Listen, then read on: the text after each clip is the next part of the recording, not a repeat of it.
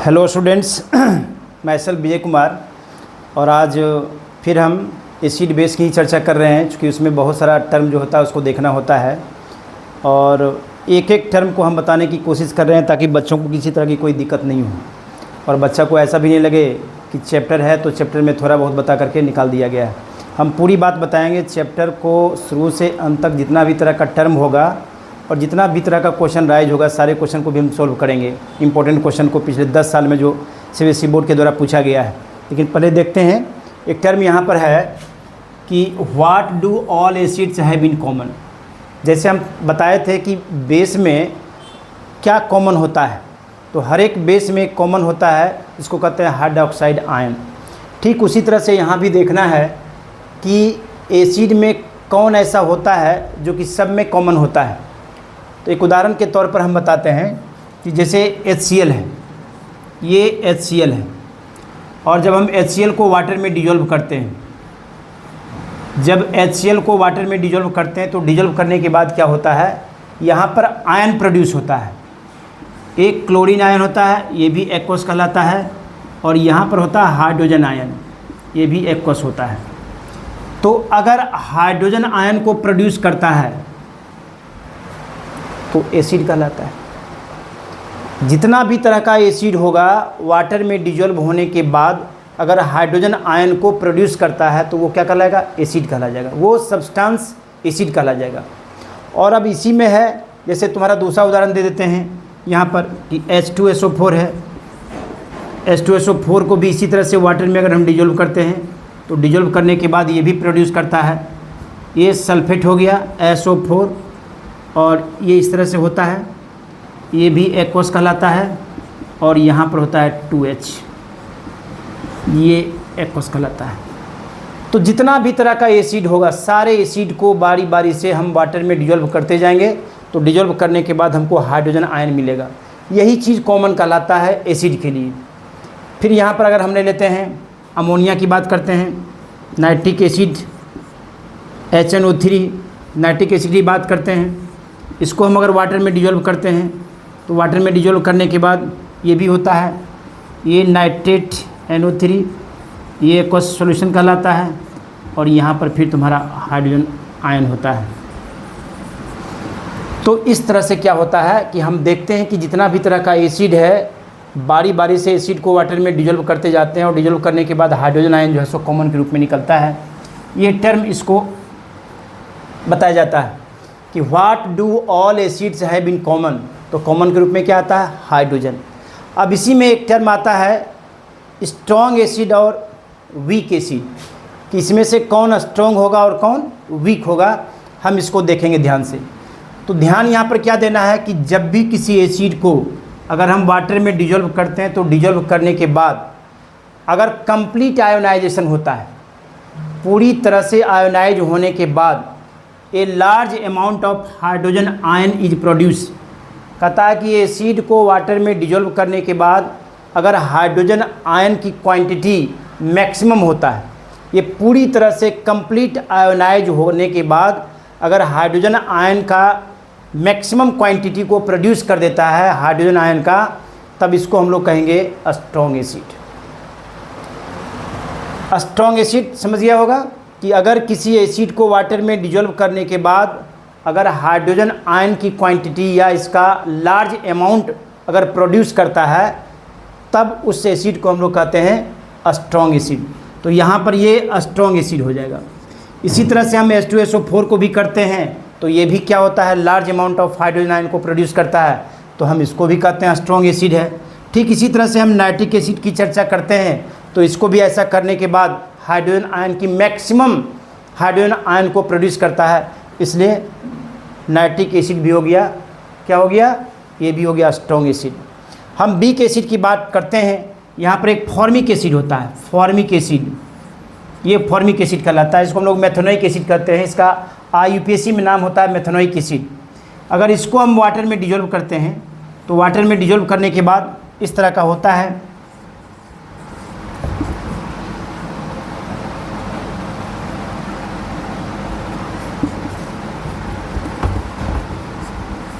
ये ऐसा निकलता है प्लस हाइड्रोजन आयन एक्वस के रूप में निकलता है। तो यहाँ पर क्या होता है कि जब फॉर्मिक एसिड को, जिसको मेथोनिक एसिड कहते हैं, इसको जब वाटर में डिजोल्व करते हैं तो वाटर में डिजोल्व करने के बाद जिस तरह से हाइड्रोक्लोरिक एसिड, सल्फ्यूरिक एसिड और नाइट्रिक एसिड वाटर में डिजोल्व होने के बाद मैक्सिमम क्वांटिटी में हाइड्रोजन आयन को प्रोड्यूस करता है, ठीक वैसा ये नहीं कर पाता है। फॉर्मिक एसिड को भी हम वाटर में डिजोल्व करते हैं तो हाइड्रोजन आयन को प्रोड्यूस करता है, क्योंकि हाइड्रोजन आयन को जब तक प्रोड्यूस नहीं करेगा तब तक ये एसिड कहलाएगा नहीं।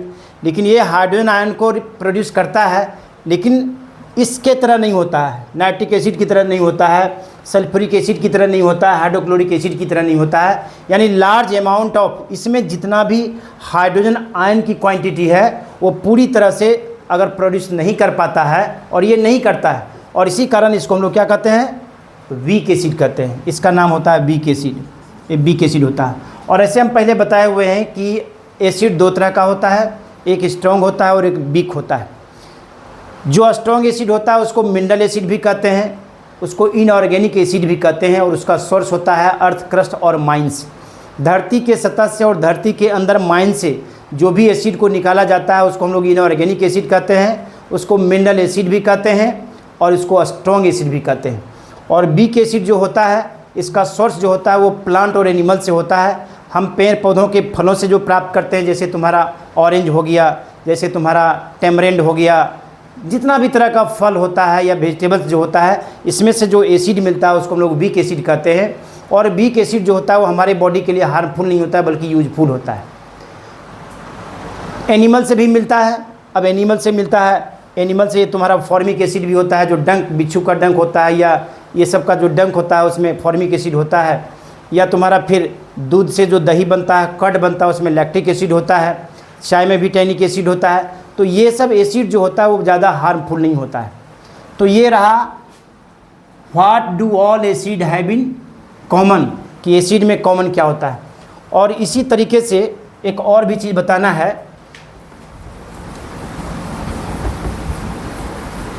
कि हाइड्रोजन जिस कंपाउंड में रहता है, ये कोई ज़रूरी नहीं कि वो कंपाउंड जो होता है वो कंडक्टर होता है इलेक्ट्रिक का।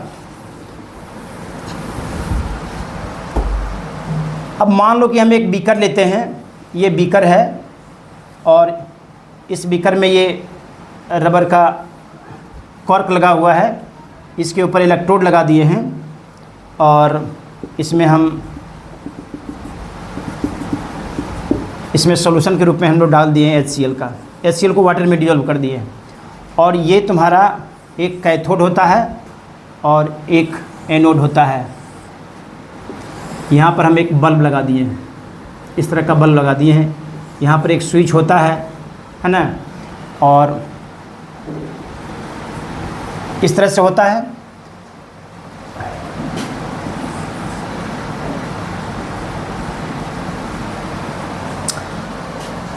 अब इलेक्ट्रिक करंट को फॉलो कराते हैं। अब यहाँ से क्या होता है कि यहाँ पर हम सोर्स ऑफ इलेक्ट्रिसिटी करते हैं, सोर्स ऑफ इलेक्ट्रिसिटी, ये सोर्स ऑफ इलेक्ट्रिसिटी है, और ये स्विच है। तो जब हम ऐसा करते हैं कि एक बीकर लेते हैं, उस बीकर में HCl को वाटर के साथ डिजोल्व कर देते हैं, डिजोल्व करने के बाद लेते हैं, तो ये इलेक्ट्रोड है, ये इलेक्ट्रोड है। और ये इलेक्ट्रोड जो होता है वह ऐसा मेटल का बना हुआ होता है जो इलेक्ट्रिक का कंडक्टर होता है। हम इलेक्ट्रोड ऐसे मेटल का लेते हैं जो इलेक्ट्रिक कंडक्टर होता है, और इस इलेक्ट्रोड से हम लोग क्या करते हैं, कंडक्टिंग वायर से कनेक्ट कर देते हैं। और ये कंडक्टिंग वायर से कनेक्ट करने के बाद यहाँ पर क्या होता है कि एक बल्ब से कनेक्ट कर देते हैं। यहाँ पर सोर्स ऑफ इलेक्ट्रिसिटी है, ये स्विच है। और ऐसा देखते हैं कि जब स्विच को हम ऑन करते हैं, और चूँकि इसमें सॉल्यूशन ऑफ HCl को डाले हुए हैं, तो जब स्विच को ऑन करते हैं तो यह बल्ब ग्लो करता है। यह बल्ब क्या करता है, ग्लो करता है। तो ग्लो करने के बाद ये बात समझ में आ जाता है कि यहाँ पर हाइड्रोक्लोरिक एसिड जो होता है वो क्या होता है, वो इलेक्ट्रोलाइसिस होता है। ये टूटता है, स्प्लिट करता है, और स्प्लिट करने के कारण आयन फॉर्मेशन करता है, आयन प्रोड्यूस करता है। इसके कारण क्या होता है कि यहाँ पर बल्ब जो है सो ग्लो कर जाता है। यहाँ पर हम HCl भी ले सकते हैं, H2SO4 भी ले सकते हैं, बारी बारी से लेकर के हम इस प्रयोग को करेंगे तो ऐसा देखने को मिलता है। लेकिन अब क्या है, अब ये ग्लूकोज है C6H12O6, और ये एल्कोहल है C2H5OH। यहाँ पर भी हाइड्रोजन है और यहाँ पर भी हाइड्रोजन है। लेकिन अगर कहा जाए कि कंपाउंड में हाइड्रोजन रहने के बाद यदि हम उसका सॉल्यूशन लेकर के यदि इस प्रयोग को फिर हम रिपीट करते हैं, तो रिपीट करने के बाद अगर हम HCl अगर हम एसिड को लेकर के बार बार हम रिपीट करते हैं तो ये बल्ब बार बार ग्लो करते रहता है। लेकिन हाइड्रोजन कंटेन अनदर कंपाउंड को लेकर के इस प्रयोग को करते हैं, लाइक ग्लूकोज हो गया या तुम्हारा एल्कोहल हो गया। तो एक बार अगर हम एल्कोहल को लेकर के करते हैं या ग्लूकोज को लेकर के करते हैं, यहाँ पर हम एल्कोहल को लेते हैं C2H5OH, इसको एथेनॉल कहते हैं या इसको हम लोग कहते हैं इथाइल अल्कोहल। अगर इसको हम लेकर के करते हैं, ठीक जैसे हमने एसिड को लिया, इसको लेने के बाद फिर अगर हम स्विच को ऑन करते हैं तो ऑन करने के बाद हम क्या देखते हैं कि यहाँ पर बल्ब जो होता है, ये बल्ब जो होता है, ये बल्ब ग्लो नहीं करता है, इट डज नॉट ग्लो, ये बल्ब ग्लो नहीं करता है। और अगर ग्लो नहीं करता है तो इसका रीज़न क्या है कि अगर एल्कोहल को वाटर में डिजोल्व करने के बाद हम इसमें इलेक्ट्रिसिटी को फ्लो कराते हैं, तो फ्लो कराने के बाद ये जो होता है वो हाइड्रोजन आयन को प्रोड्यूस नहीं करता है। हाइड्रोजन कंटेन है, लेकिन अगर इसको वाटर में डिजोल्व करके अगर हम इलेक्ट्रिसिटी को फ्लो कराते हैं तो ऐसा कराने के बाद क्या होता है कि ये हाइड्रोजन आयन को प्रोड्यूस नहीं करता है, और हाइड्रोजन आयन को प्रोड्यूस नहीं करने के कारण ये बल्ब जैसे ग्लो नहीं करता है।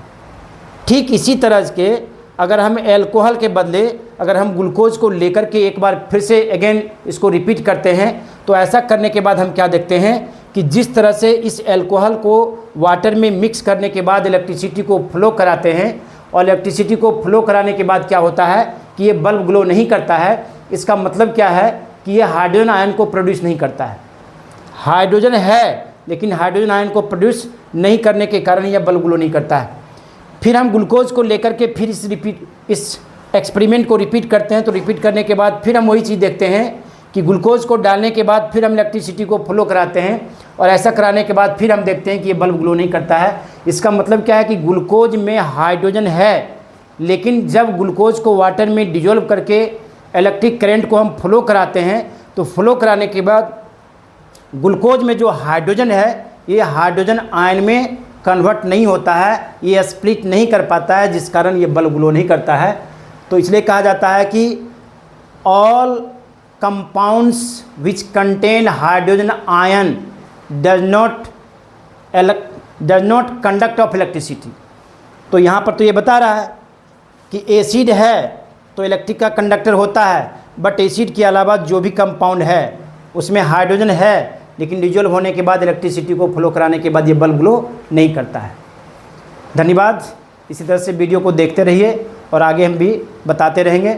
अपने दोस्तों के साथ शेयर कीजिए, लाइक सब्सक्राइब कीजिए।